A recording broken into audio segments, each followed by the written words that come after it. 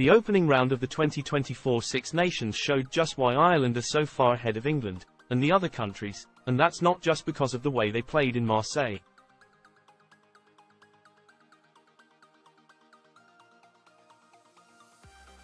Anyone with even a passing interest in rugby must have been impressed by what they saw from Andy Farrell's side in their quite brilliant victory over France.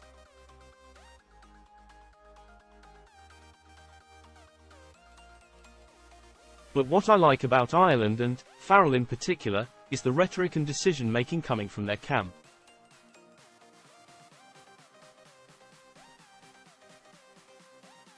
Farrell is light years ahead of his rivals. There's been a lot of talk already in this championship about teams building for the future, the 2027 World Cup and the next 4-year cycle.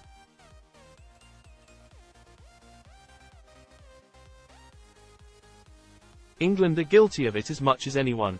Eddie Jones spent far too long talking about the World Cup as an endpoint only to totally forget about the here and now.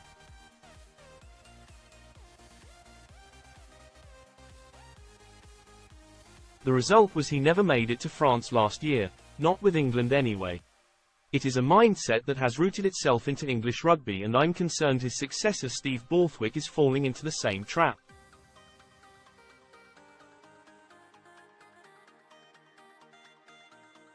Borthwick will be happy enough with the opening win over Italy. Victory in your first game of the Six Nations is everything.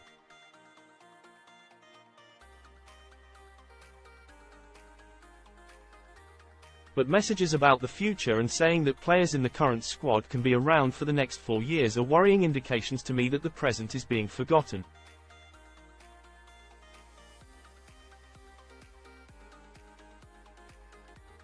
The players in the England squad won't be, or definitely shouldn't be, around for the next 4 years if they don't deliver results.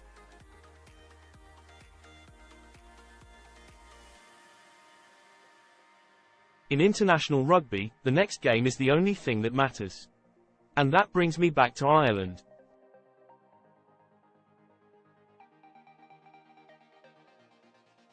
They're not looking at the next World Cup. Perhaps that's because losing in the quarter-finals in France last year, despite being world number 1, showed them there are no guarantees in elite sport.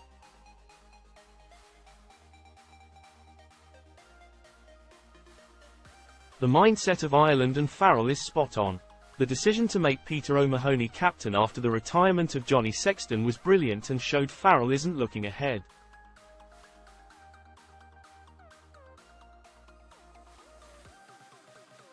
He could easily have gone for a young captain, but Farrell is pragmatic. He wants to win, and he wants to win now.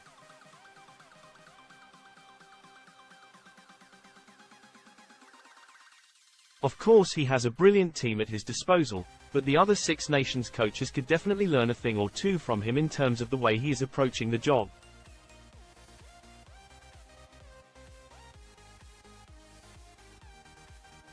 England's campaign started well enough in Rome. When he wakes up this morning, Borthwick will be pleased, although I'm sure he would have liked a 4-try bonus point.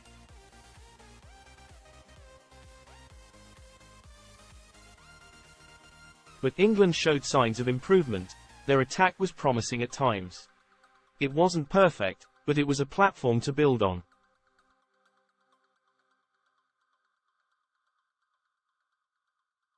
Ethan Roots did very well on debut and was named man of the match. Tommy Freeman also impressed.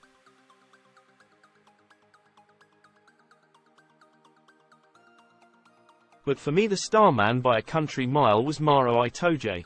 One of the biggest positives for English rugby in the last 6 months has been Itoje getting back to his best after a period of poor form.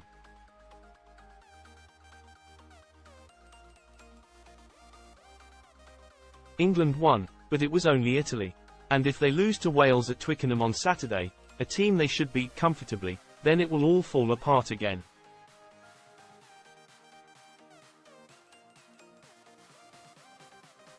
This is what I mean when I say your next game should be the only focus.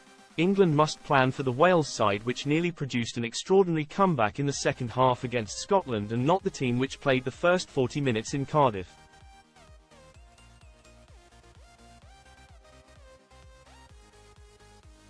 Warren Gatland said the Welsh first-half display was one of the worst of his coaching career, and he was right.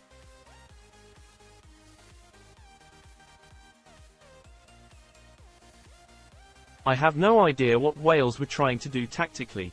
It didn't help that they lost 5 line-outs in the first 40 minutes.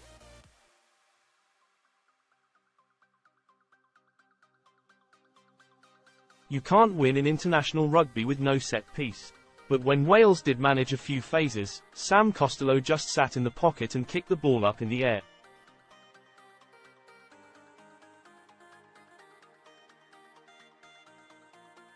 I was shaking my head in disbelief and thinking, what on earth are you doing?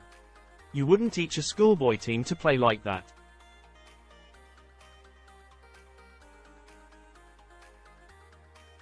At 27-0 down, Wales had no choice but to go for it, and they very nearly pulled off an improbable result.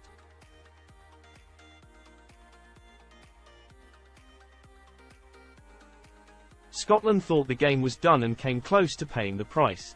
If Gregor Townsend's side had lost, then they would have been ridiculed.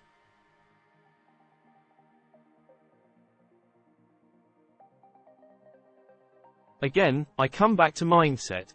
When Wales had nothing to lose, and perhaps many of their players thought they would be dropped, they turned up to the party.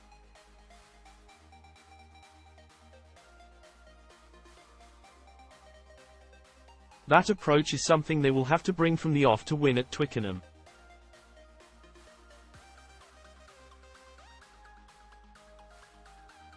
I can't see England making many changes for Wales, but Gatland will. George North will surely come in, and Thomas Williams must start at scrum half.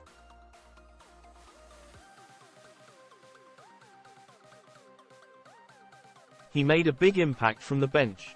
I'd also expect Elliot Dee to start at hooker over Ryan Elias.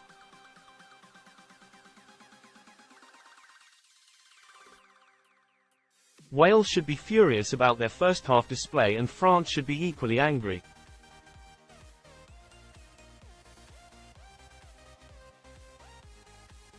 Ireland were very good against them, but it was as poor as I've seen France for a while.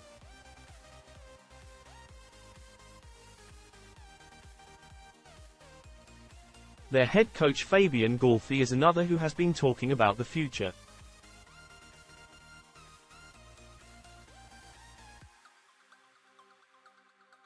He's mentioned what the average age of his side will be in 4 years' time. Who cares?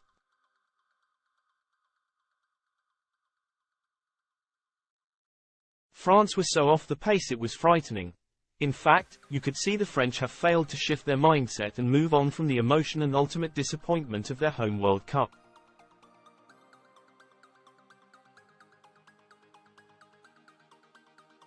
They had no intensity to their game, and I'm sure defense coach Sean Edwards would have been going mad.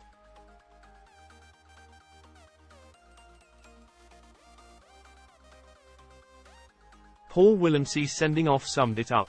To get 1 yellow could be considered careless, but 2 was plain stupid.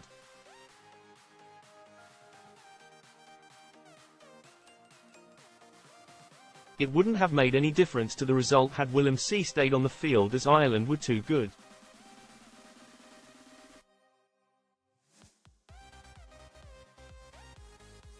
But France, who were nowhere near Farrell's men in terms of physicality and speed, didn't help themselves in the build-up with too much talk over the future.